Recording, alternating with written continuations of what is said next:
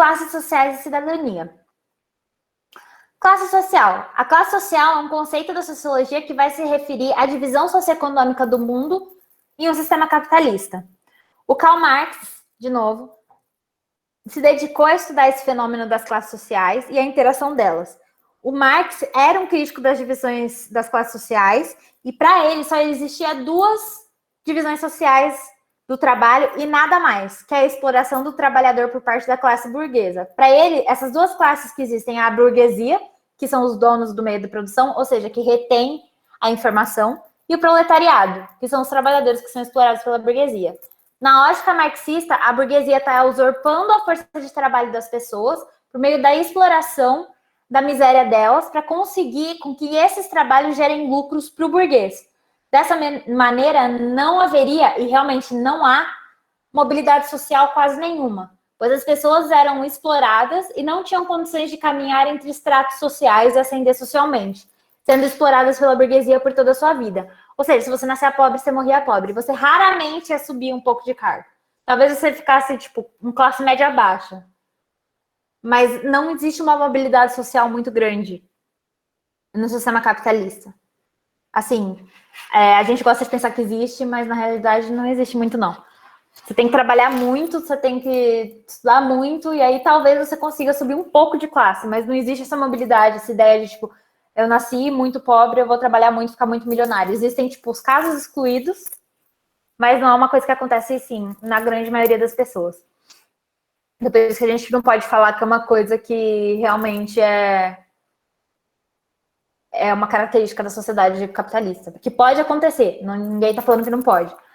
Mas é muito difícil, porque a sociedade capitalista não permite esse pulo. Hoje em dia, a gente tem mais oportunidades, mas mesmo assim. Para o Durkheim, o trabalho em sociedades capitalistas pós-industriais é diversificado e intuado por diversas pessoas em diferentes postos de trabalho. Não é possível nesse sistema dividido ter a autossuficiência do indivíduo. Porque como o trabalho é dividido, diversas pessoas exercem diversas atividades diferentes, gerando um sistema de classe social, um sistema que cria classes sociais ao estabelecer diferentes valorizações e diferentes níveis de importância das diferentes atividades exercidas. Ou seja, se uma pessoa que está lá na parte mais baixa, só apertando o parafuso, ela vai receber bem menos que uma pessoa que está lá em cima programando aquela máquina para funcionar. Então, o que o Durkheim fala é isso, que como as pessoas codependem de si mesmas e elas estão em vários postos de trabalho, essa divisão vai acontecer porque a maneira como essas pessoas vão ser pagas vai ser diferente. Para o Weber, há um status relacionado às classes sociais que não é medido somente pela divisão do trabalho, mas pelo tipo de trabalho, a ocupação, ou seja, o que você faz, pelo consumo e pelo estilo de vida. Nesse sentido, nas sociedades capitalistas que surgiram, sobretudo a partir do século XX, sociedades em que o consumo é hipervalorizado, o que você tem, compra e exibe é um demonstrativo da classe que você pertence e do prestígio social que você tem. Então, a gente tem muito essa ideia de status. Você precisa ter para que você ter coisas, ter dinheiro, para que você possa mostrar que você é de uma classe social mais alta. Então, essa teoria dessa classe social que precisa ter e mostrar vem do Weber. O Thomas Baltimore, que era um sociólogo marxista inglês, e o William Althwaite, que também era sociólogo e marxista, e também era professor de sociologia, escreveram uma coletânea de conceitos de sociologia que foi intitulada Dicionário dos Pensamentos Sociais do século XX. Nessa obra, os sociólogos escrevem que a estratificação social, ou seja, a divisão social, ocorre em todas as sociedades complexas, quando o suprimento total de recursos valorizados é distribuído desigualmente com os indivíduos ou famílias mais privilegiadas, desfrutando de um volume desproporcional de propriedade, poder ou prestígio. Ou seja, o que eles estão falando? Que toda sociedade complexa vai haver essa estratificação social, ou seja, divisão social, porque as famílias mais ricas vão estar recebendo muito mais dinheiro do que as famílias mais pobres. Que é o que acontece. Quem retém o capital aqui no Brasil, por exemplo, são, tipo, quê? 4 famílias muito ricas, os bilhões. Enquanto as pessoas das classes mais baixas recebem um valor desproporcional àquelas pessoas que têm bilhões. Eu nem sei quantas famílias são, tô chutando um número aí, mas eu sei que são poucas. Isso significa que a essência da estratificação social e o motivo pela qual ela existe, pela qual existem diferentes classes sociais, é a desigualdade econômica. Então, a ideia deles é que a desigualdade econômica que faz com que essas classes venham a existir. Em contraposição, as sociedades estratificadas, nós temos as sociedades estamentais. O que são as sociedades estamentais? A grande característica dessas sociedades é que nelas não há possibilidade de mudança de classe social, mesmo. Enquanto, assim, no capitalismo é difícil você subir, mas há a possibilidade, na estamental, caramba, tá difícil hoje. Na estamental, você não sobe. Por exemplo, Europa feudal, se você nascia rei, você morria rei. Ou você era príncipe e você subia para rei. Se você era clero, você vai continuar sendo clero. O clero mandava em tudo. O clero era a parte mais alta. Aí vinha a nobreza. Se você é um nobre, você vai morrer nobre. Aí vinha os suzeranos. Se você nasce suzerano, você vai morrer suzerano. E aí tinha os vassalos. Se você nasce vassalo, você vai morrer vassalo. Ele não permite que você suba, de maneira nenhuma. De novo, enquanto no capitalismo é difícil, nessas sociedades que são estratificadas, enquanto é difícil, mas pode acontecer, na estamental não vai acontecer mesmo. As classes sociais... Oi. Esse tipo, se você falou na Europa feudal, vamos supor que a mulher ou o homem casou com um rei e uma rainha. Ele tecnicamente não teria subido? Sim, só que isso era proibido. Porque, assim, os nobres eram encorajados a casar entre si. Tanto que, não sei se você lembra, mas quando o príncipe William recentemente casou com a Kate Middleton, foi puta bafafá, porque ela era plebeia, sendo que ela tinha família que era duque lá atrás. Ela atuava na série lá, ela tinha dinheiro também. Ela tinha, e assim, ela tinha um parente que era duque, conde, sei lá. Então, assim, ela tinha um pezinho na família real, mas na cabeça deles ela era plebeia. Então, ainda mais nessa sociedade feudal. Para eles não existia isso. Você casava entre si, as sociedades casavam entre si. E é por isso que existe muito príncipe, rainha e rei deformado. Se você vê na Espanha, todos eles têm aquele queixo gigantesco, aquele nariz. A hemofilia ficou acabando sendo conhecida como doença dos reis, porque passava entre eles, porque eles casavam entre si, porque eles queriam preservar mesmo essa sociedade na qual só eles mandavam.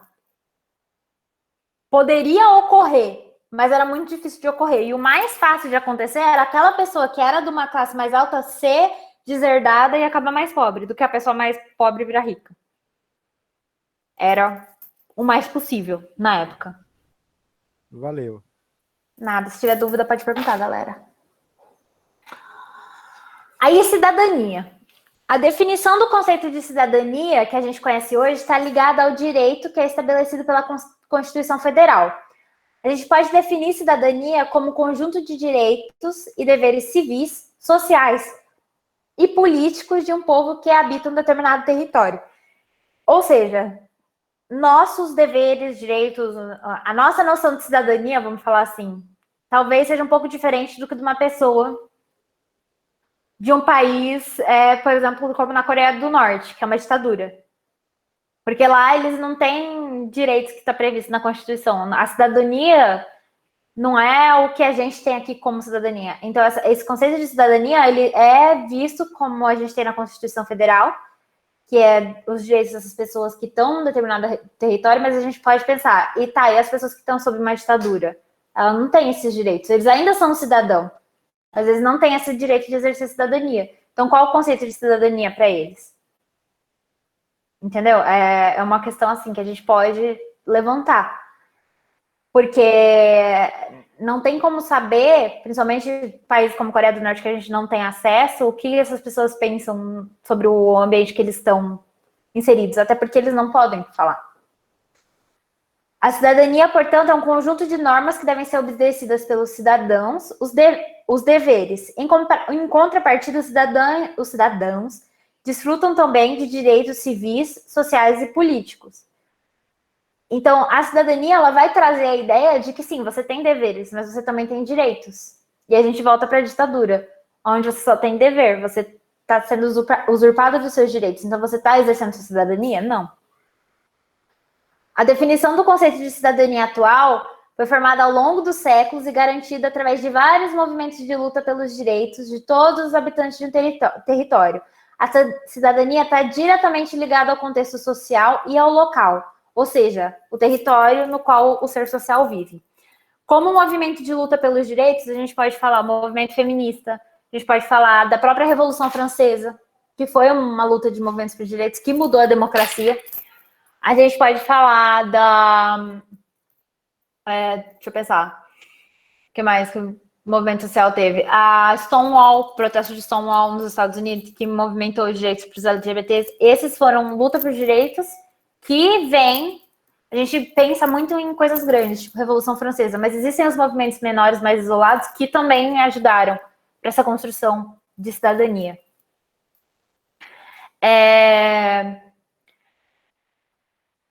Aí, eu coloquei aqui em highlight a Declaração dos Direitos Humanos da ONU. Por quê? Porque o que a gente vê como o cidadão tem direito vem da Constituição, sim, mas existe uma carta magna, que é a Carta da ONU, que está acima de todas, e que é aquela carta que vai estar escrito assim: todo cidadão tem direito a blá, blá, blá, blá, blá, blá, blá, blá.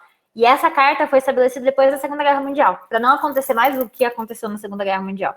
Então, essa carta da ONU, ela tá ali justamente para ela ser seguida e para essas pessoas saberem que elas têm direito àquilo. Até as pessoas de países que talvez sejam mais ditatoriais, países que abusam do poder e qual as pessoas não possam exercer a cidadania delas.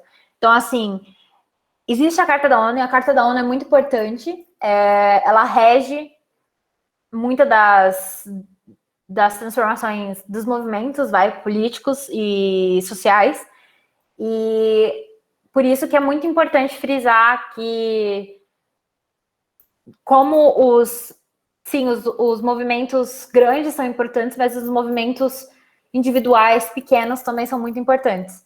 Porque se a gente ficar parado, ficar quieto, nossos direitos não vão ser garantidos. Porque para as pessoas que estão no topo é muito confortável manter da forma que está. Eles não estão sendo oprimidos, eles não estão precisando de nada. Enquanto as pessoas negras estão morrendo, enquanto a LGBT está morrendo. Então, assim, por isso que a gente precisa, existem esses movimentos sociais. Aí, os movimentos sociais propriamente ditos. Os movimentos sociais, eles podem ser definidos como grupos da sociedade formados com o objetivo de promover mudanças sociais e políticas. Os participantes dos grupos sociais se unem para promover mudanças específicas e de acordo com os anseios, ou seja, o que eles querem conquistar nessas mudanças sociais e políticas. De forma geral, eles querem mudanças contra a exclusão social e eles querem direitos que alguns grupos não têm e acabam sofrendo essa exclusão. A existência do movimento social se justifica por conta das diferenças entre os indivíduos e, consequentemente, da exclusão política e práticas voltadas para necessidades reais e específicas de cada grupo. Ou seja, a mulher não podia votar, os negros também não podiam votar. Então, você tem que ter esses movimentos sociais para acabar com essas práticas que acabam excluindo certos grupos. A Constituição assegura direitos básicos essenciais, mas faz isso de forma geral, sem levar em conta as diferenças regionais e particulares mais específicas de determinados grupos. Para mudar a situação de exclusão, são então formados os movimentos. Esses movimentos geralmente vão acontecer através de manifestações que podem ser pacíficas. Por exemplo, os que integram movimentos de ONGs, ações sindicais, movimentos rurais, movimentos de direitos civis, movimentos pelos direitos específicos, como o direito das mulheres, da população LGBTQIA e da população negra, ou eles podem ser não pacíficos, que é o caso, por exemplo, dos Panteras Negras nos Estados Unidos. Ele era um movimento social que lutava contra o racismo, mas os Panteras Negras não eram muito pacíficos, não. Então, assim, é um exemplo do movimento social que não é pacífico. A característica dos movimentos sociais. A organização de um projeto e ideologia em comum que considere as propostas relevantes ao movimento, estrutura hierárquica que possibilita várias lideranças, ou seja, não existe uma liderança solitária, não existe o dono do movimento feminista, a dona do movimento feminista, não, existem várias lideranças.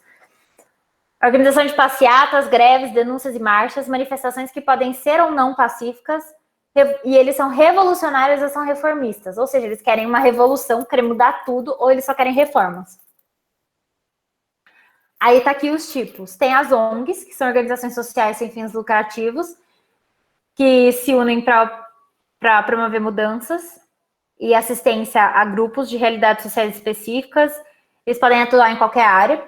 Aí tem os movimentos rurais de campo, que vão lutar pelas questões ligadas à reforma agrária, produção industrial e a massificação de alimentos e outros produtos agrícolas, e contra a troca de mão de obra humana por máquinas. Tem os movimentos de classe, que é ligado às diversas classes sociais e lutam por mudanças sociais, eliminação das desigualdades e exclusão social. Tem os movimentos reivindicatórios, tá difícil hoje, que são esses movimentos que vão reivindicar a solução de questões urgentes para um determinado grupo ou para a sociedade toda, e os movimentos políticos, que têm como objetivo ressaltar a importância da participação política. Pode ou não estar ligado a partido político, independentemente do foco e dos objetivos do movimento, a intenção de todos é conquistar mudanças e alterações, sejam elas políticas, sociais, econômicas, de acordo com o projeto que defendem ou o grupo social que elas vão representar. Então, o objetivo dos movimentos sociais é sempre conseguir uma reforma, ter uma reforma.